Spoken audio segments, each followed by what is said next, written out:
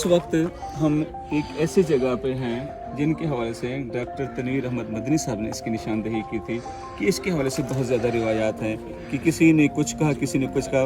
बजाय इसकी कि मैं कोई बात करूं, बेहतर ये होगा कि डॉक्टर तनवीर साहब से पूछ लेते हैं। सर ये क्या है? ये 1970-80 तक बाकायदा इसका ये जो दीवार नज़र आ रही है, सर ने इसकी तरफ इशारा किया है। ये जो दीवार नज़र आ रही है, नीचे खोखलापन भी है, ये किसी भी वक्त गिर जाएगी। ठीक है, जैसे ये 3 मकबरे हैं हमारे, तो यहाँ पर एक बाकायदा कमरा था, उसका गुंबद भी था, और ये 1970-80 तक बाकायदा ये बिल्डिंग थी। उसके बाद जो है ना वो लोगों ने जो है इसे तोड़ दिया, मिसमार कर दिया, जो भी सूरत हाल थी।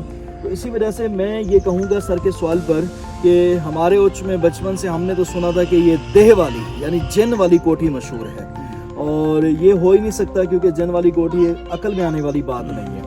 तो हम यही कहेंगे गोरकन की, मजावर की, या उस दौर में जो इन मकबरों पे आते थे रिहाइश के लिए, बैठने के लिए, ये जो है ना वो चिल्लागाह भी, मुराकबे के लिए कमरा बनाया जा सकता है, हुजरा है, औताक है, या ये नहीं तो फिर ये एक स्टोर रूम हो सकता है कि यहाँ पर जो है ना वो दरगाहों की, ये तीनों मकबरों की जो चीज़ें होती हैं मुरम्मत की, तोड़ फोड़ की, तो औजार वगैरह रखे जा सकते हैं। अभी तक इसके बारे में कोई मुहक्कक बात नहीं है। हाँ, ये मज़ार नहीं है, अंदर कब्र नहीं है, मज़ार नहीं है, देखने वालों ने इसे मुकम्मल हालत में भी देखा।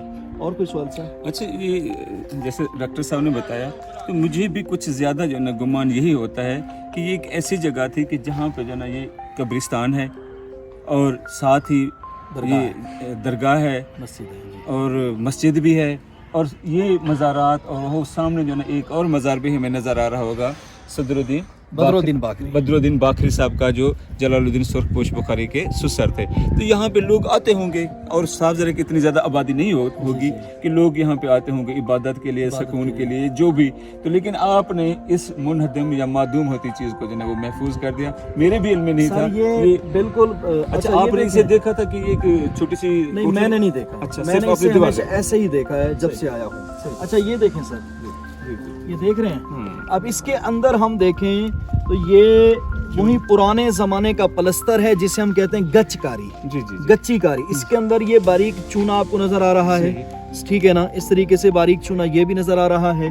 ये बारीक चूना भी है, और ये बारीक पत्थर भी है जिसे हम बजरी कहते हैं। और इसके अंदर जो और भी बेशुमार दालें वगैरह भी, दालें, अंडे, चावल, ठीक है ना, उनका पटसन, ठीक है ना, उसका मलगूबा बनाकर जो है इसको जो है वो, ये देखें यहाँ से ओके है, ठीक है ना, लेकिन ये थोड़ा सा ये तह बता रही है उस दौर की।